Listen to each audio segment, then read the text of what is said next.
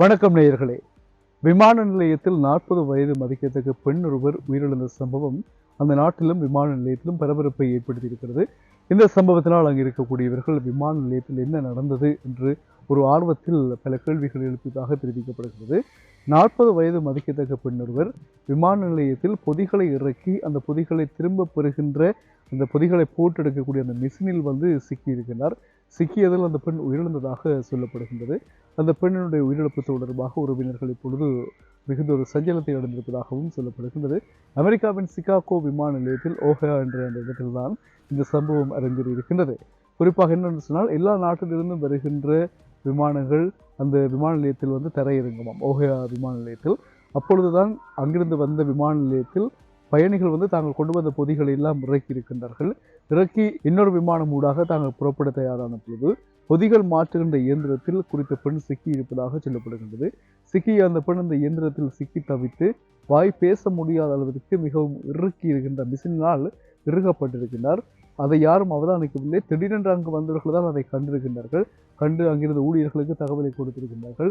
கொடுத்த பொழுதுதான் அவர்கள் இந்த விஷயத்தை கண்டு உடனடியாக அந்த பெண்ணை அந்த இயந்திரத்திலிருந்து மீட்டு வைத்தியசாலைக்கு கொண்டு செல்கின்ற பொழுது அந்த பெண் எதிர்பாராத விதமாக துரதிருஷ்டவசமாக இறந்து போயிருக்கின்றார்.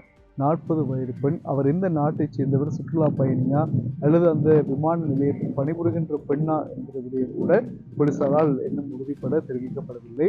அது தொடர்பான தரவுகளையும் போலீசார் இப்பொழுது தர முடியாது என்று சொல்லி மறுத்திருப்பதையும் நாங்கள் காணக்கூடியதாக இருக்கிறது.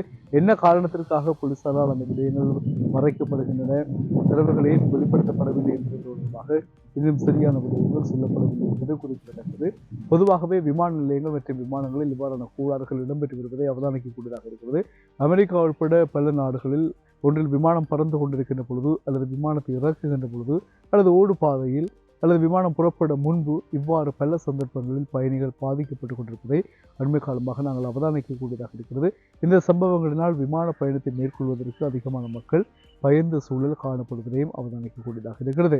இதற்கிடையே நாங்கள் வரவேற்கத்தக்கபடியும் அடுத்த மாதம் 1ஆம் தேதி முதல் யாழ்ப்பாணத்திற்கும் இந்தியாவின் சென்னை மாநகரத்திற்கும் இடையிலான விமான சேவைகள் ஆரம்பிக்கப்படுகின்றன. இண்டிகோ விமான சேவை நிலையம் இந்த முறையை ஏற்படுத்தியிருக்கிறது. இந்த விமான பயணமானது எல்லா மக்களுக்கும் ஒரு சௌகரியமானதாக அமையும். கிட்டத்தட்ட காலையிலும் மாலையிலும் இந்த சேவைகளை நடத்துவதற்கு இண்டிகோ விமான நிலையத்தால் ஏற்பாடு செய்யப்பட்டிருக்கிறது. தினமும் மாலையில் இந்த விமான சேவை இடம்பெறும் என்பது குறிப்பிடத்தக்கது. மீண்டும் சந்திக்கலாம் உறவுகளே. வணக்கம்.